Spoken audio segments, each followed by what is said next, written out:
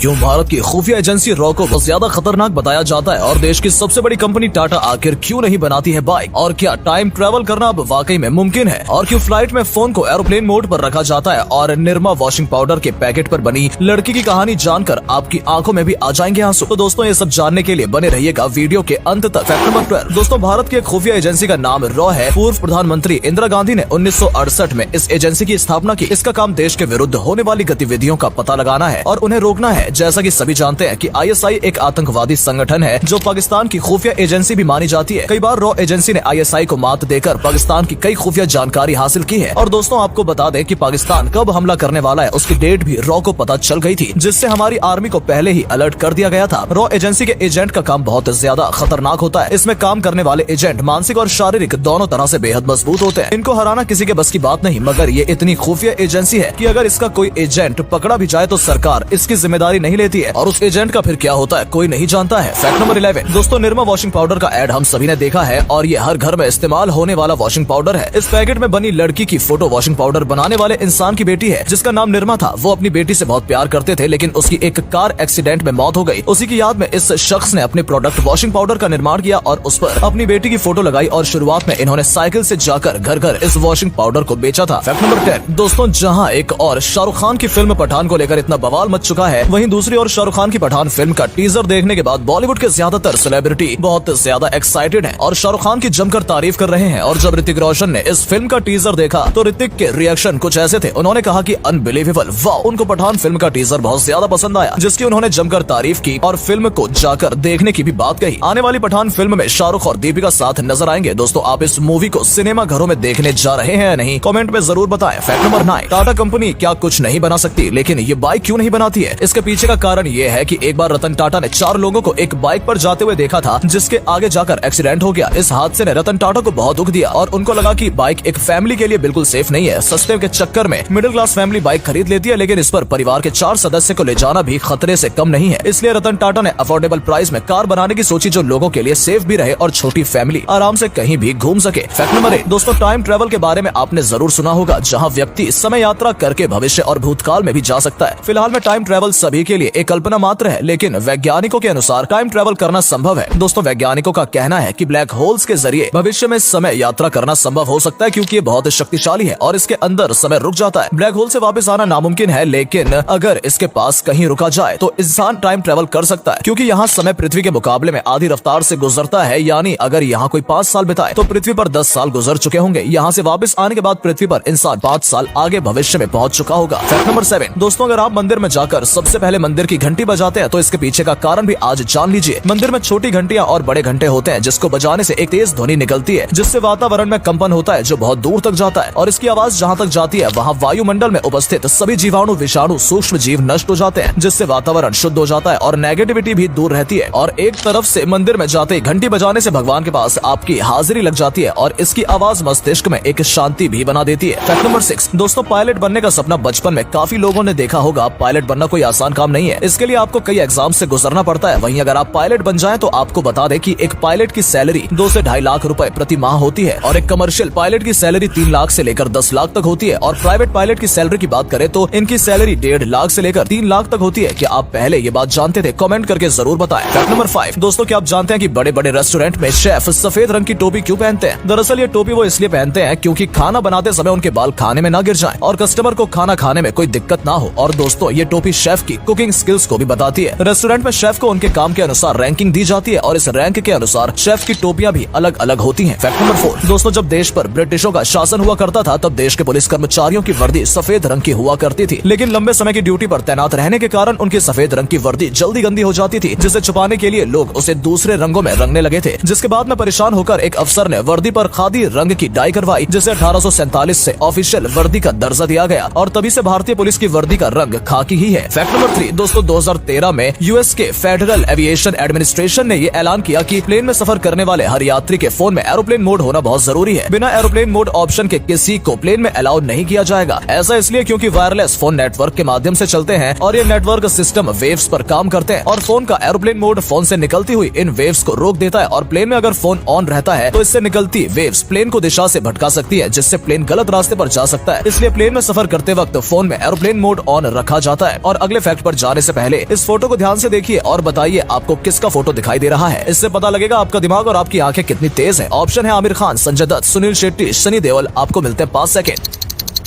Fact number 2। दोस्तों, अगर आपको भी यही लगता है कि लॉयर और एडवोकेट एक ही इंसान है तो ये फैक्ट आपके लिए ही है। असल में लॉयर वो इंसान होता है जिसके पास लॉ की डिग्री होती है, लेकिन डिग्री लेने के बाद में जो नेक्स्ट स्टेप होता है वो है BCI, bar counselling of India का एग्जाम। इसे पास करने के बाद आप अपने क्लाइंट के लिए कोर्ट में खड़े हो सकते हैं। यानी कि इस एग्जाम के पास होने के बाद आप एडवोकेट बन जाते हैं और कोर्ट में केस लड़कर क्लाइंट को रिप्रेजेंट कर सकते हैं। तो दोस्तों, इंग्लैंड में पढ़ाई करने के बाद बने एडवोकेट को बैरिस्टर कहा जाता है। Fact number 1। दोस्तों, हम सबके मुंह के अंदर ये घंटी जैसी दिखने वाली एक चीज होती है जिसका नाम युवुला है। और दोस्तों, ये युवुला बहुत काम की चीज है। ये हमारे मुंह में सलाइवा बनाने का काम करती है और हमारे खाने को सांस नली में जाने से रोकती है। ये हमारे बोलने में भी मदद करती है और तो और ये गले को सूखने भी नहीं देती है। इंसानों को आने वाले खर्राटों के लिए भी यही जिम्मेदार होती है। तो दोस्तों, इस तरह की ये छोटी सी चीज भी बहुत काम की है।